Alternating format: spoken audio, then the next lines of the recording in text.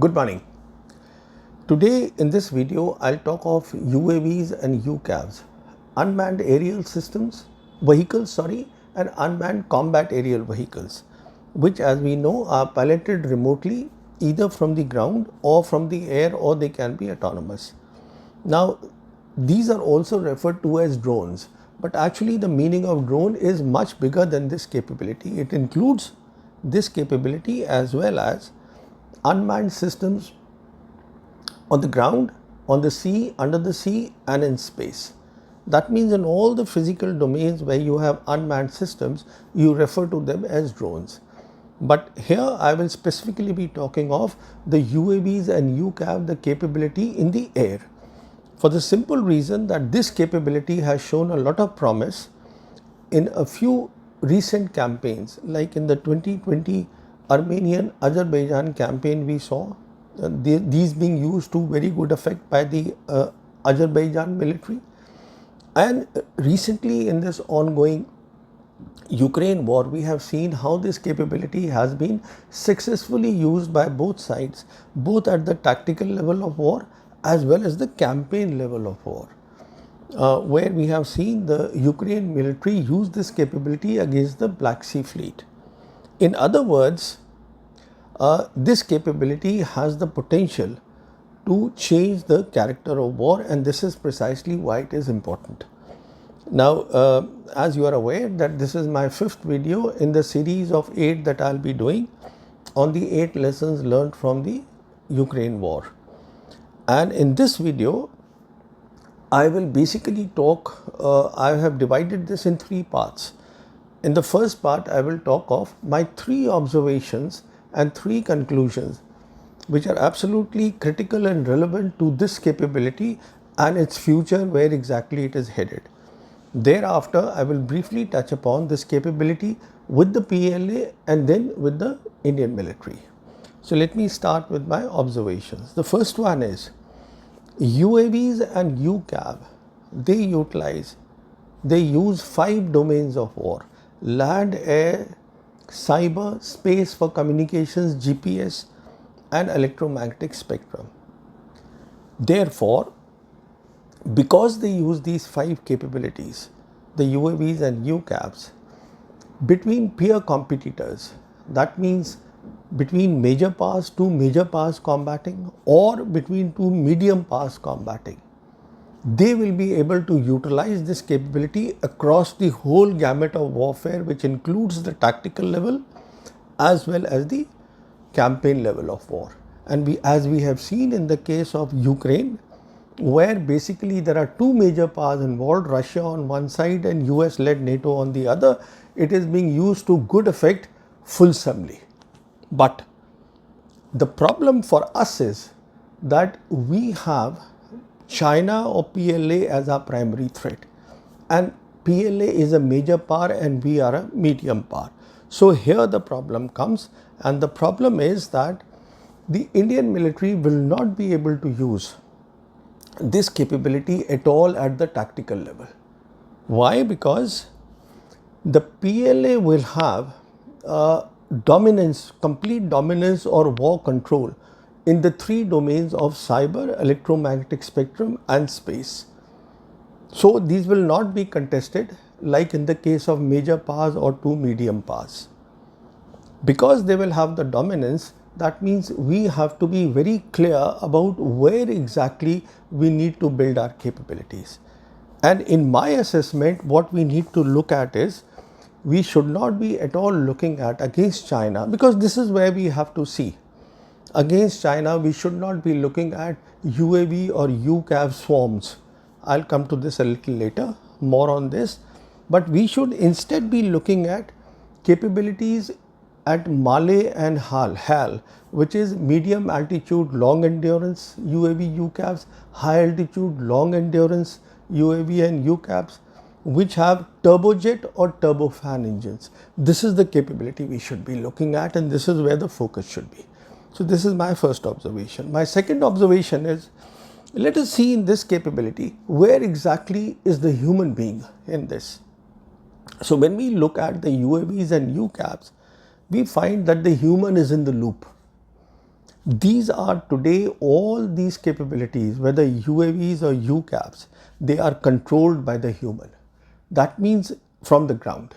They are not autonomous yet. So that means the human is in the loop. But there are instances, what we call the loiter munition, where the human is on the loop, which basically means that the exact target is not known, the general area is known. So the human being guides the whole thing to the area and leaves the UAV or UCAV called loiter munition in that area, where it can find the target for itself and do the destruction of the target, or what is required to be done, the effect on the target.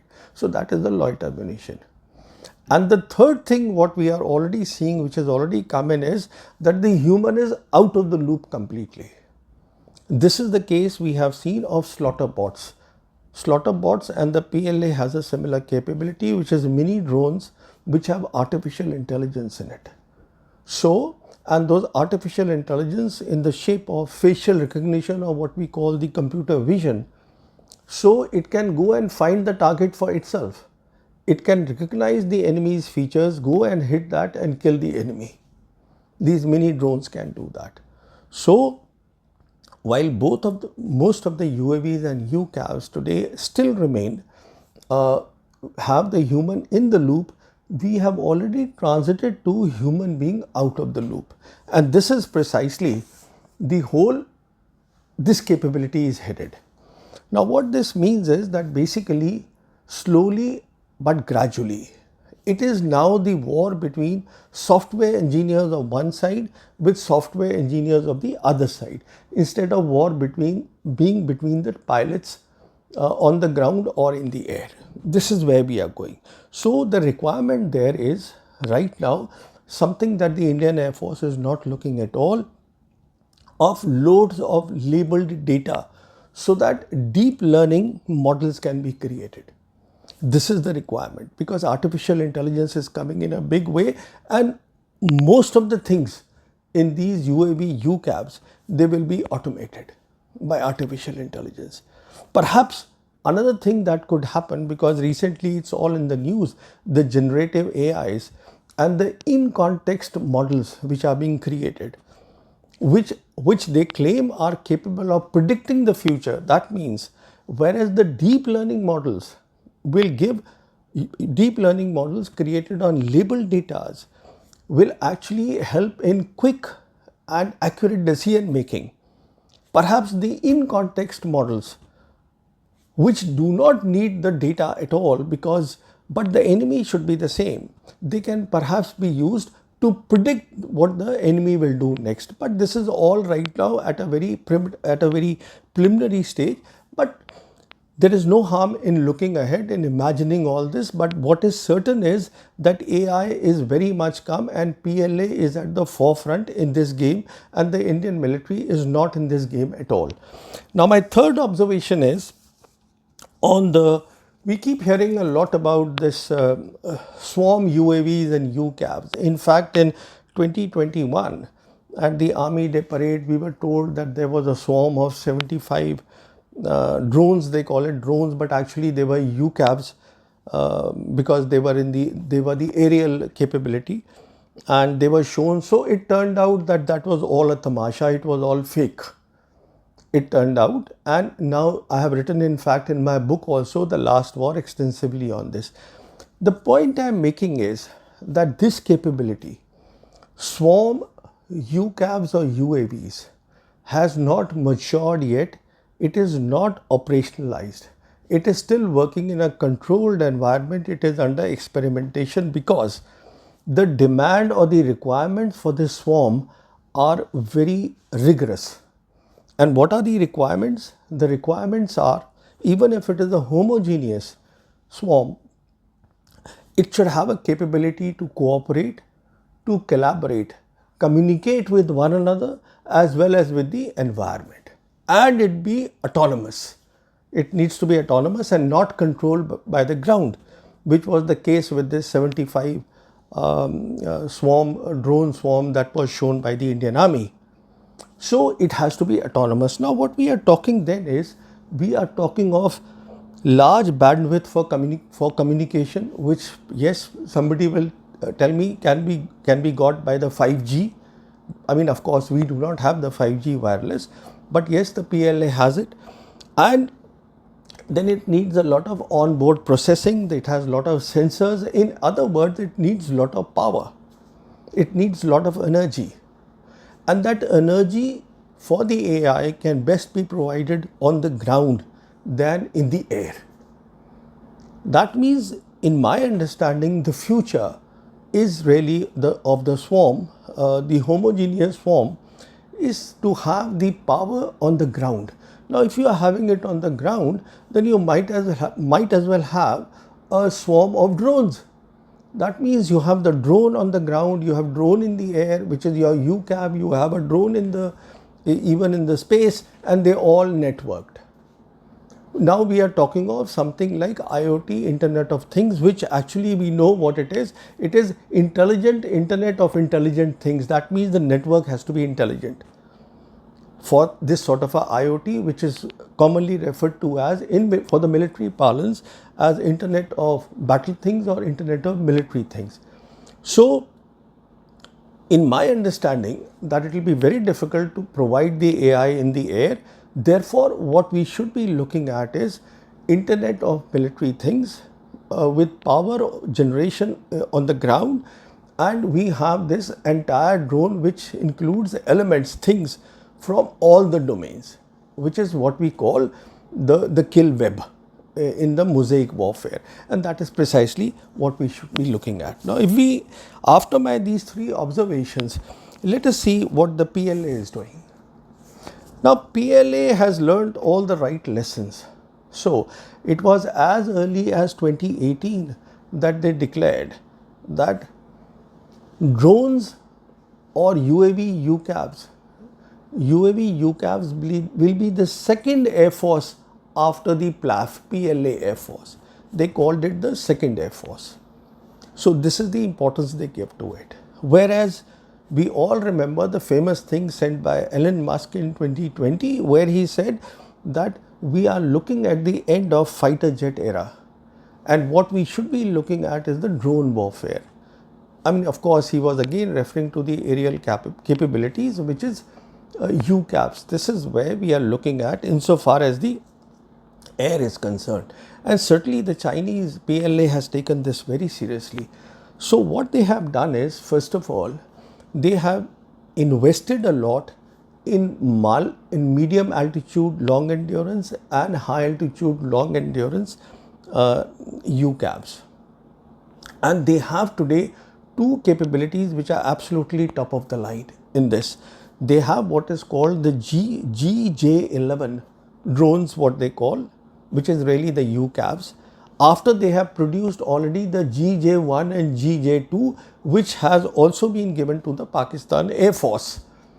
Now what they have, and this was unveiled in 2019, the GJ11 is a stealth attack drone which has a range of 100 kilometers, turbofan engine, and can carry a payload of 2500 kg. And then along with that, they also showcased what is called the WZ8. This is a drone which has a speed of 3 times that of the sound, Mach 3. And this right now is a UAV. It has electro-optical, it has synthetic aperture radar, but with a little modification, it can be converted to the UCAV also. In fact, today, if you see, both in the commercial drones as well as the military UCAVs, the Chinese perhaps are the #1 exporters of this in the world today. So, against India, what they have done is that this, what I referred to, GJ11, today has been operationalized in the Western Theatre Command. It is there in the Xinjiang Military Division, according to the reports. Not only that, what they have done is that they have inducted their Malay and HAL drones, what they call, into the PLAF units, and they have today also raised a unit which is exclusive only a drone unit. They have raised that also in Tibet Autonomous Region. Not only that, they have created these hardened bunkers, underground bunkers. Now, the good thing about hardened underground bunkers is that where you put one fighter aircraft, there you can, in the same space, you can perhaps accommodate 3 or 4 drones, and that is precisely what they are doing. And what they have also done is that their legacy aircraft like J6, J7, J8, they have converted that. The cost of conversion of that into UCAVs is very less, but it retains the characteristics of the manned variants. It retains that. So they have done that also. And since 2010, the PLA has been doing pilot training with the same standards which are required for a fighter pilot. They have done all these things, and considering that they will operate in a multi-domain environment against the Indian military, what the Indian Air Force should be looking at, I mean, we are going into our next generation aircraft, we want to build it ingeniously. The fact of the matter is that the capabilities that the PLA will use against the Indian military will be entirely different. There will be no one-on-one dogfights at all. Nothing at all. What they will use is a combination of land-based missiles, and for the front line they will have these UCAVs and UAVs, what they call the drones also. They are drones, and they would have the long-range bombers.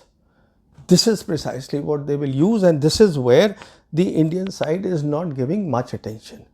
Now, they are also working on, because I said they can use for the whole gamut of warfare, of the campaign, which includes what all? It is ISR on the move. It is battle assessment on the spot. It is used for communications. It is used for electronic warfare. It is used for loyal wingmen. Loyal wingmen is the concept of human-machine teaming. So they are doing all these things. Now, let me touch a bit about the Indian military, what the Indian military is doing. Sadly, in the Indian military, I find insincerity on the part of the DRDO and misplaced priorities of the Indian Air Force. I will explain that. As far as DRDO is concerned, recently at the air show held in Bangalore, I could interact with a young graduate, a computer scientist graduate who had joined the DRDO, and he told me that he was involved in the upgrades or building of 25 UAVs and UCAVs. 25, he said. Now, how this works is very simple. What the DRDO does is that it gets a project, gets the money for the project, renames that project or starts it afresh. The fact of the matter is there are so many names of these projects floating around. But today they have not been able to produce a single UCAV. Indian military does not have a UCAV, unlike the Pakistan military which has a UCAV. This is point number one. And the other thing what they are doing is that they are getting a lot of money. For example, consider this. They first had what is called a catapult Nishant UAV. This came in the Indian Army in 2015. Then the name was changed because the Indian Army didn't want to have it. There were far too many crashes. Then they said we'll come out with a wheeled version. It is called Panchi. Then they have names like Rustam 1, Rustam H, it's a Malay, then Rustam UCAV. Then the Rustam H now has a new name, it is called Tapas. Nothing is operationalized, mind you.